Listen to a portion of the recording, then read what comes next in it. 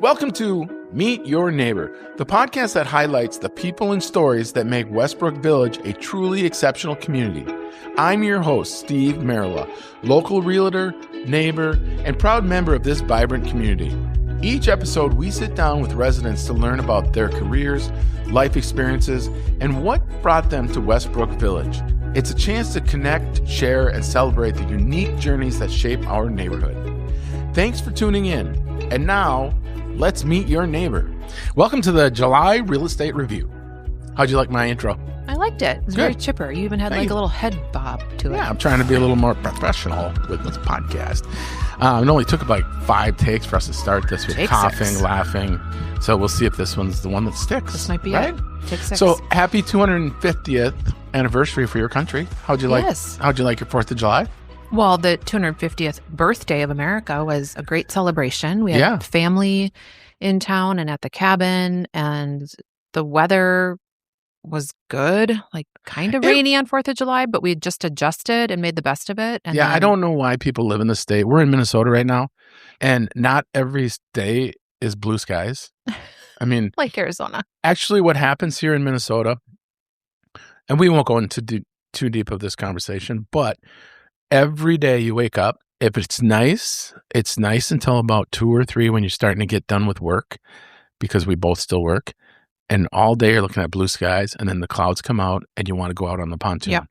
And that's what happened today. Right now, the clouds are coming in. Yep. We're going to do this podcast and go out on the pontoon. But it is nice and calm. Knows? Like the lake is nice and calm. So that windy. Helps. But yeah, I feel like every afternoon clouds roll in. It's very rare that you have a sunny day all day. Yeah. Without wind. That's right. Another aspect up here. Yep. We're on a big lake, so that wind picks up and you pretty much are not getting on the water, which is unfortunate. So yeah. Well, I would like to brag a little bit, if you don't mind. Okay. What are you going to brag about? Well, I don't know if you know this, but I have a wife that can, what do you call it? Slalom behind a pontoon on one ski. I did. Is slalom skiing the one ski? Correct. Do I need to say one ski? You do not need to say them both. Okay. You slalom. Correct. Yeah, that was pretty amazing to see. Thanks, honey. It was fun. I haven't done it in a long time. I've had some back issues I feel like maybe a couple years, and it kept me from even trying to ski. And this year I thought, you know what? Get out there and try it. Yeah. I thought if it hurts right away, then I'll just give up, just let go. But no, I was shocked. And behind a pontoon, so that's new for me too. We used to have more of a speedboat that was faster and easier to ski behind, so I wasn't sure how this was going to go, but it worked well. It worked fine. It was really fun. Has that been 2 days? Yeah. No, not yesterday. It's been 2 days. It was Sunday. It has kicked in. Yeah. Going up steps is hard. Yep. Getting dressed is difficult. Okay. Everything hurts. Well, so maybe that's a sign that maybe I'm not really in the best shape to be doing it, but it was fun. It was worth it. So you're 51 years old? That is correct. 51. And at 51, we are transferring to a new water sport. It's called couching. Tell me about this couch you're getting.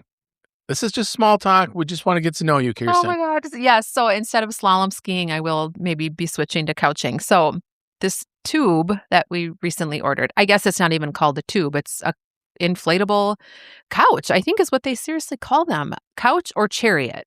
Right. And you literally just plop your butt down and sit and let the boat pull you around the lake.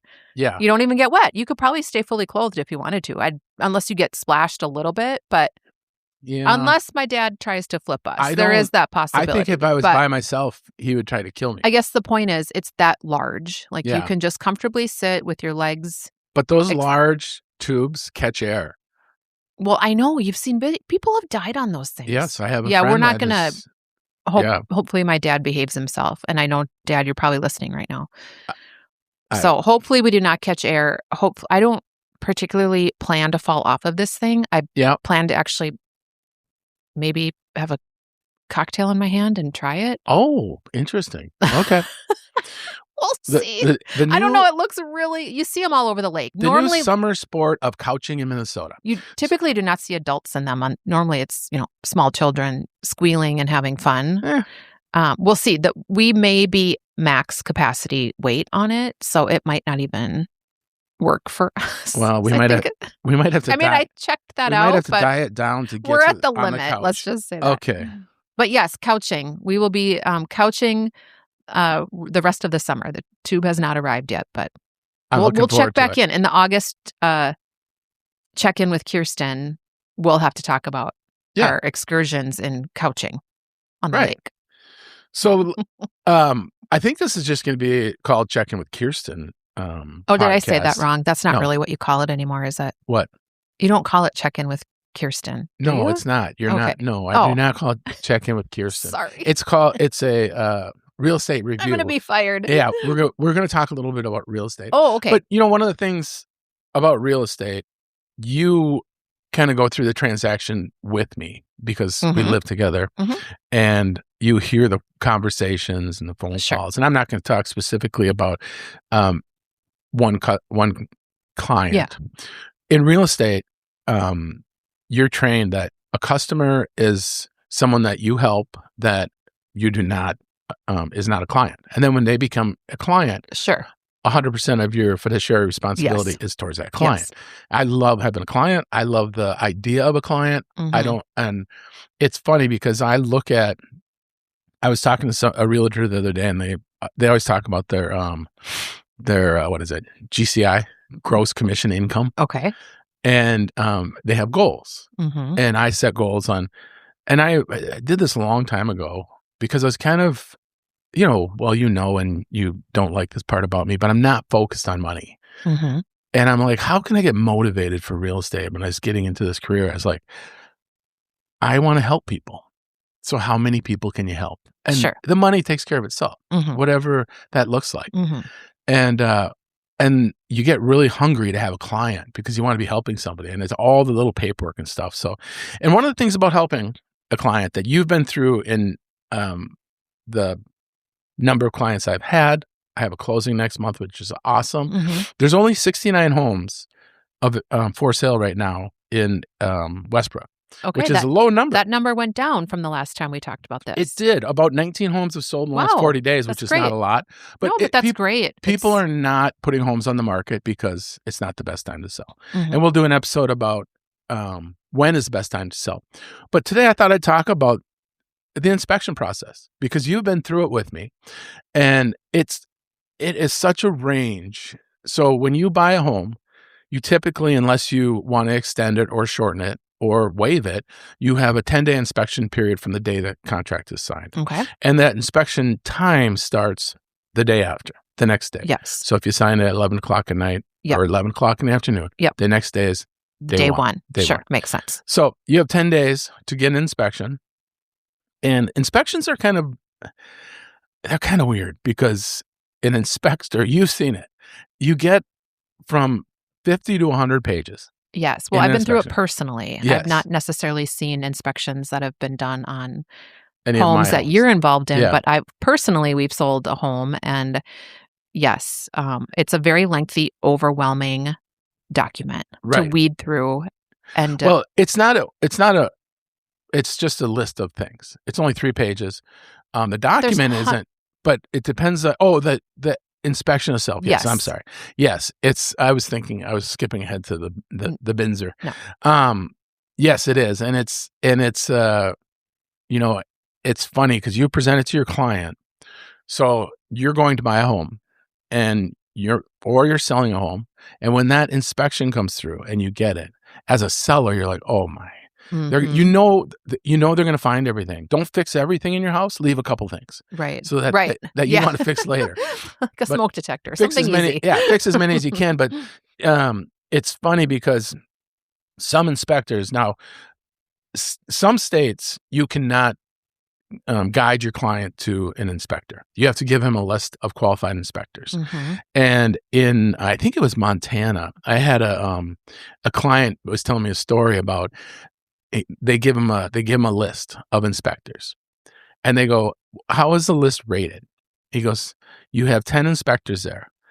The top one, you're going to buy the house. The bottom inspector, you rarely buy the house. He finds everything wrong with that house. Interesting. And just is one of those guys. Yeah. And in I'm Arizona, sure you can kind of, you can recommend sure. an inspector, and you don't have to put a list together like that and give them all these choices. So, and it's kind of random how you work with an inspection company, or you have an inspector you like, or whatever. Their job is to make sure that home is good. If you find something later, they didn't do their job. Right, absolutely. And yeah, so you it's want very them to be thorough. They have to be thorough. And sometimes it's how you present it, but I've had such a range in my short career of, I had a client, he said, we're getting $4,000 out of these people. And I'm like, okay. He goes, the AC doesn't work well enough. I got to replace that. I said, you know what? You're the client. Why don't we think about it? We're getting a really good price on the home, and just kind of. So this is all stuff that the inspection found, or you kind of knew that going in? The inspector found this. He sat through the inspection, and I said, let's meet for lunch. He flew in for an inspection, and he goes, yeah, let's just take it as is. Because right initially the emotions get involved. Yeah. And then you have clients that, I have had a client that, she was a single woman. And so she needs this stuff. Yeah. Versus someone who's maybe handy and says, you know what, I'll just fix stuff. Yeah. Or a wife. Yeah. I mean, I've had clients where the wife does most of the electrical. Yeah. I'll just fix it. Yeah, Don't worry about it. Yeah, I'm sure it's very different. So it's very different. But then so you go through the inspection period for 10 days. You have the inspection. And then you have to fill out this BINSR, which is the buyer's inspection notice and seller's response. And the market dictates kind of how market and emotions dictate how responsive the seller is going to be to.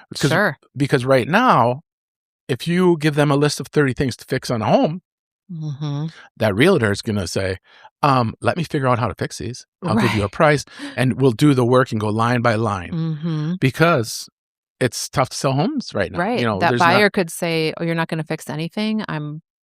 Which I've had. I'm walking away. I've had sellers get a list that's reasonable, or the buyer gave us a list that was reasonable, and the seller says, no, I'm not fixing anything. Yeah. And then they, they'll reluctantly maybe fix a couple things. Sure. And, that's my job, just to, work for my client. Like you said, there's so much emotion involved too, because on the seller side, I could see people saying, well, we're not like that desperate to sell. I'm not going to fix 30 things. Right.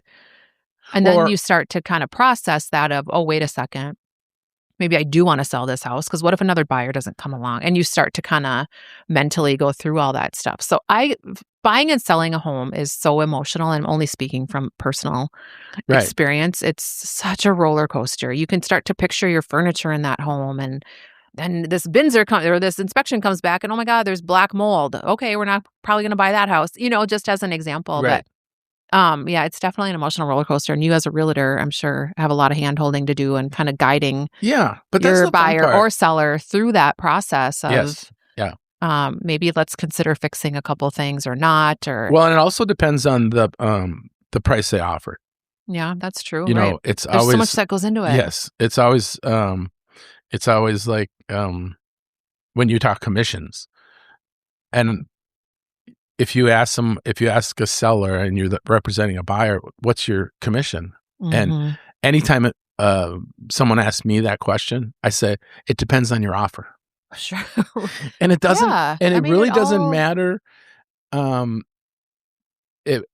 always want to negotiate. They always want to negotiate the commission, because that commission is kind of like in their head of, why am I paying this? Yeah. And we do a lot of work, and we're more like I think for my style, I'm more like a therapist, because I want to make sure. Are. I mean, I every single one of my clients has said, you made it so calm. You are emotionally invested with these I am, people. and I don't want them, I want to present everything in a way that's not shocking or, because or makes them more nervous. Yeah. Like I said, it already is a difficult experience most often. Sometimes, yes, clean and cut and dry, right? But I feel like there's more times where it's not. No. And you are very good at leading people through it. Well, it's just negotiating for the best outcome, and if everyone's for your person, and get the best they can. But right now, it's nice to represent buyers because sellers are kind of in a spot where if they want to sell, they've got to fix things. So it's nice because on the buyer's side, it's just an advantage, and it's going to flip and flop over the years. Yep, so who absolutely. knows? But anyway, so you have 10 days to get your inspection. Then you filled out your Binzer as a seller, as a buying agent. You filled out your Binzer, you present it back to the seller. And a Binzer this is what I would like you to fix. Yep. We'd like you to fix these 5 things. You have an option. Okay. So once you have the inspection period, you can basically say, I'll accept it as is. Okay. Here's my signed Binzer. Please sign it and send it back. I reject the premises. It doesn't look, I don't like this house. It's not what I thought it was. I am backing out. And then the final, the third choice, which most go with, is, hey, fix this and I'm good to go.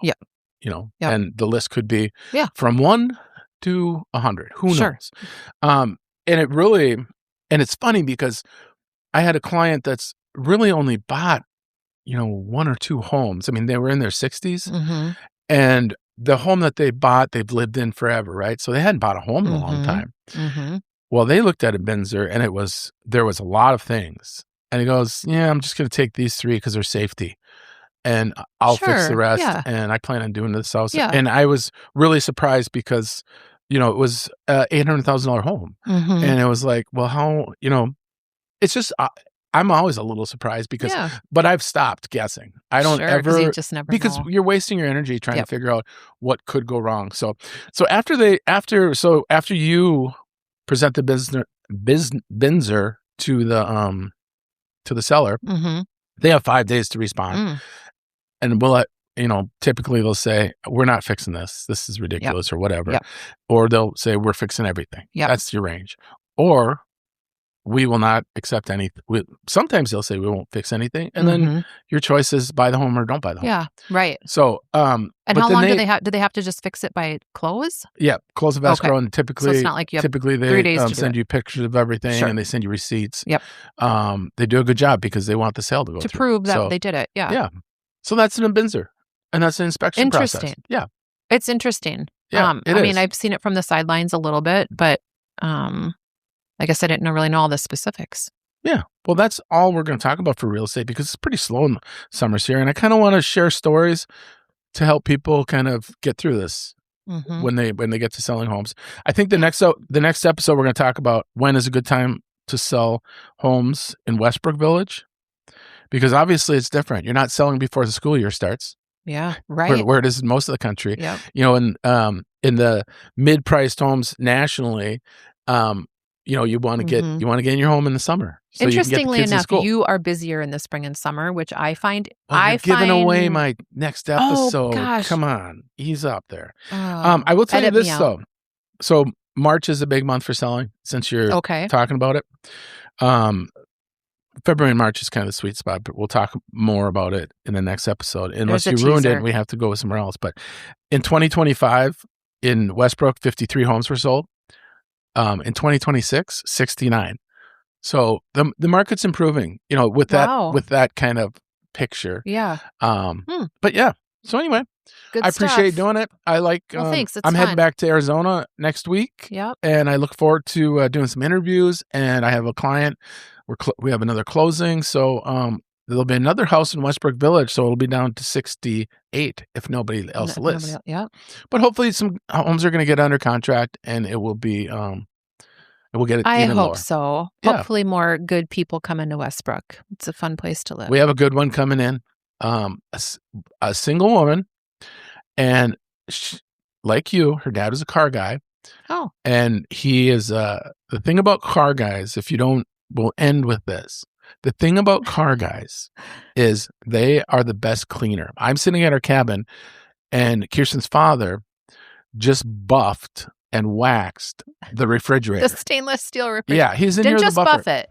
waxed it with car wax. Car guys are meticulous cleaners. And it looks amazing. It's better than it was brand new. Right. Their shop may not look the best, but their cars always look amazing. So absolutely. We're going to end the real estate review with car guys are great cleaners. Thanks, Dad, for cleaning the fridge. Thanks for tuning in and listening to the two of us. If you have any kind of opinions on you'd like to hear more or hear less, if you like Kjersten, let me know. And then if couching. not, I'll find another. Let's not forget to talk about couching. Yeah, we'll send some pictures of couching on social media. So thank you very much, and I hope you enjoyed the episode. Bye-bye. Thanks again for tuning in to the Meet Your Neighbor podcast.